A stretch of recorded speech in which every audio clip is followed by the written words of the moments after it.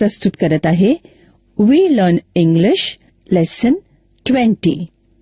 आम्ही इंग्रजी शिकतो पाठ 20. मित्रमैत्रिणींनो, Centre for Learning Resources Pune या संस्थेने इंग्रजी बोलायला शिकणाऱ्या विद्यार्थ्यांसाठी हे पाठ तयार केले आहेत. विशेष करून तुम्ही जरी शाळेत जात नसाल तरीही या कार्यक्रमातून इंग्रजी बोलायला शिकू शकाल. आधीचे पाठ ऐकून तुम्ही इंग्रजी बोलायला सुरुवात तर केलीच आहे. ते पाठ ऐकत असताना तुम्हाला इंग्रजी बोलण्याचीही संधी मिळत होती, आठवतंय ना? आता हे पाठ ऐकतानाही मी सांगीन तेव्हा तुम्ही इंग्रजीत बोलायचंय. तर मग हे पाठ नीट लक्ष देऊन ऐका आणि आणखी इंग्रजी बोलायला शिका. लहान माझी बाहुली, मोठी तिची साऊली, घारे डोळे फिरविते, नकटे नाक उडविते. भात केला कच्चा झाला, वरण केलं पातळ. अरे वा लीना, छान गाणं म्हणतेस. सुनीता ताई, या बसा. ए लीना, तुझी बाहुली उचल बरं. 1 and 2 and 3 4 5. आई, माझी फ्लूट कुठे? Good morning Santosh. Oh, good morning Sunita मावशी. Are you looking for your flute? Yes. Where is my flute?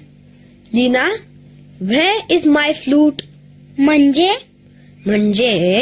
माझी बासरी कुठे आहे? मी नाही घेतली तुझी बासरी. अगं बाई, तू नाही घेतलीस, पण दादाला मदत कर त्याची बासरी शोधायला. कुठे असेल माझी बासरी? Santosh, look in your school bag. Is it in your school bag? No, it is not in my school bag. कुठे गेली माझी बासरी? जाऊ दे दादा, तू माझी बाहुली घे खेळायला. संतोष, आठवायचा प्रयत्न कर. तू कधी वाजवत बसला होतास? I remember. I was playing my flute yesterday. मित्रमैत्रिणींनो, Santosh म्हणाला येस्टरडे.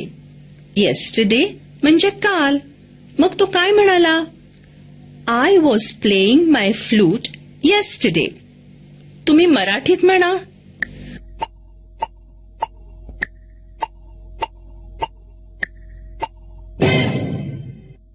गुड. तो म्हणाला मी काल माझी बासरी वाजवत होतो. I was playing my flute yesterday. Santosh, तू कुठे बसून वाजवत होतास? Where were you sitting? I was sitting under the mango tree. I was sitting under the mango tree. सांगा पाहू मराठीत संतोष काय म्हणाला ते?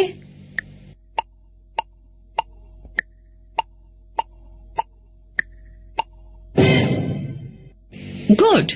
तो म्हणाला मी आंब्याच्या झाडाखाली बसलो होतो. संतोष, कोण होतं तुझ्या बरोबर? मला आठवतंय, रंजना होती. I remember. Ranjana was also sitting under the mango tree. She was reading a book. I was playing my flute. काय बोलतोस माझ्याबद्दल? नक्कीच काहीतरी चुगली करत असशील, हो ना सुनीता मावशी? नाही ग रंजना, तो त्याची बासरी शोधतोय. हो, मला कुठेच सापडत नाहीये. मी आठवायला बघत होतो. काल आपण दोघं तिथे आंब्याच्या झाडाखाली बसलो होतो, आठवतंय? तेच मी इंग्रजीत सांगत होतो. त्यात काय? सोपं आहे. Santosh was sitting under the mango tree.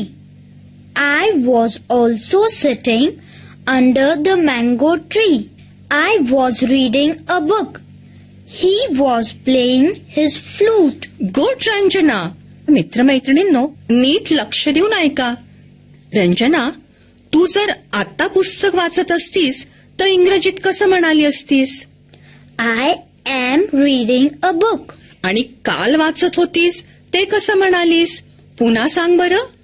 I was reading a book. Good. बरोबर. पण माझा प्रश्न असा आहे, माझी बासरी कुठे आहे? Where is my flute? Santosh, हे तुझं नेहमीच आहे हा. गेल्या आठवड्यात ही हरवली होती तुझी बासरी. हो, गेल्या सोमवारी, लास्ट मंडे. सुनीता मावशी, लास्ट मंडे म्हणजे मागचा सोमवार का? बरोबर, लास्ट मंडे. आता मागचा मंगळवार हे कसं म्हणाल? Good, last Tuesday. संतोष दादा, ते बघ झाडाखाली. काय आहे? Oh, that's my flute. कुठे आहे रे? Where is your flute?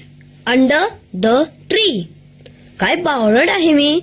झाडाखालीच आहे अजून माझी फ्लूट. अगदी नाकासमोर असून सुद्धा दिसत नाही याला गोष्टी. जा, पळ, पटकन घेऊन ये. हो, आलोच आत्ता. सुनीता मावशी, नाकासमोर हे कसं म्हणायचं इंग्रजीत? नाकासमोर, in front of your nose. Santosh, your flute was in front of your knows.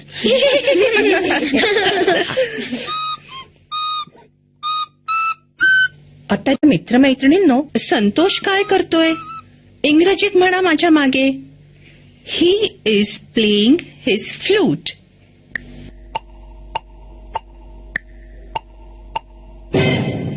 आणि काल पण तो फ्लूट वाजवत होता, नाही का? Yesterday he was playing his flute. तर मग म्हणा माझ्या मागे, yesterday he was playing his flute.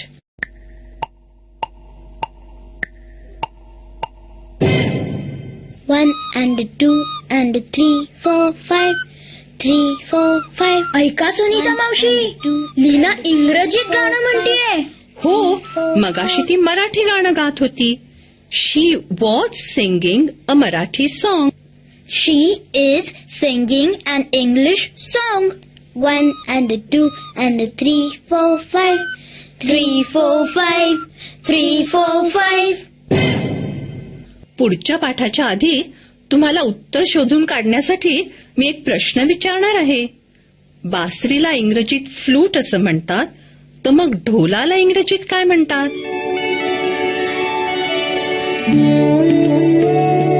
पाठाच्या या भागात नवीन शिकलेले इंग्रजी शब्द आणि वाक्य पुन्हा ऐकायला मिळतील. शिक्षकांनी यांची आपल्या वहीत नोंद केल्यास पाठानंतर सराव करायला सोपं वाटेल. मुलांनो, नीट लक्ष देऊन ऐका हं. नंतर तुम्हालाही असंच बोलायचं आहे, पण आता फक्त ऐका. Yesterday, I was sitting under a tree. Rohit, yesterday you were sitting under a tree. Yesterday, he was sitting under a tree. I was reading a book. He was reading a book. Rohit, you were reading a book. मित्रमैत्रिणींनो, पाठाच्या या भागात मी सांगेन त्याप्रमाणे तुम्ही बोलायचंय. तुमचे teacher तुम्हाला मदत करतील. जर तुम्ही शाळेत नसाल तरीही माझ्या सूचनांप्रमाणे बोला बरं का.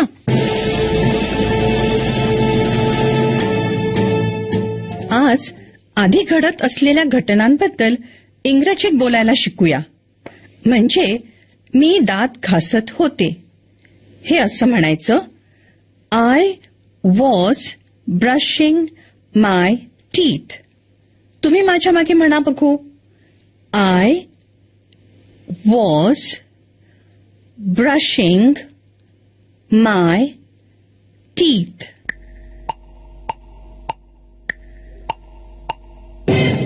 म्हणालात का? गुड. आता मी तुम्हाला अशीच काही वाक्य मराठीत सांगेन. तुम्ही ती वाक्य इंग्रजीत म्हणायची. प्रत्येक घंटेला एकेका मुलाला टीचर उभं करतील. त्यांनी माझं वाक्य नीट ऐकायचं आणि तेच वाक्य त्या मुलाने इंग्रजीत म्हणायचं. थोडा वेळ थांबून मग मी ते वाक्य इंग्रजीत म्हणेन. चला सुरू करूया. हे वाक्य इंग्रजीत म्हण. मी शाळेत जात होते.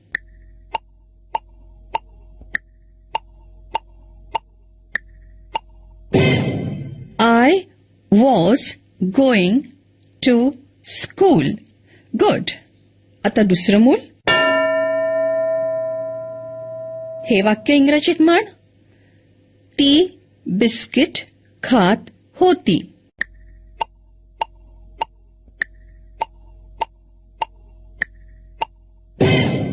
She was eating a biscuit. तो बसला होता.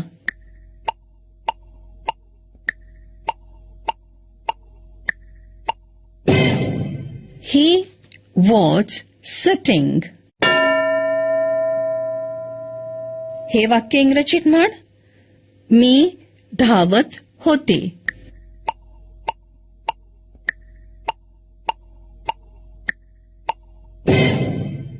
I was running. तू चालत होतास.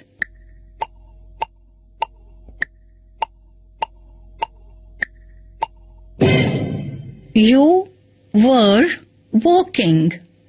Good. बरं, आता पाठानंतर असाच सराव चालू ठेवा. टीचर एकेका मुलाला भूतकाळातली मराठी वाक्य देतील. तुम्ही ती वाक्य इंग्रजीत म्हणायची. गेल्या पाठात मी तुम्हाला एका प्रश्नाचं उत्तर शोधायला सांगितलं होतं. आठवतंय ना? प्रश्न होता, हातात घालायच्या घड्याळाला इंग्रजीत काय म्हणायचं?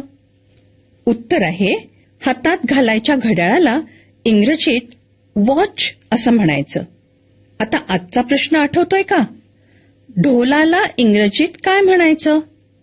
पुढच्या पाठापर्यंत उत्तर शोधून ठेवा हं. आता आपण भेटूया पुढच्या पाठाच्या वेळी.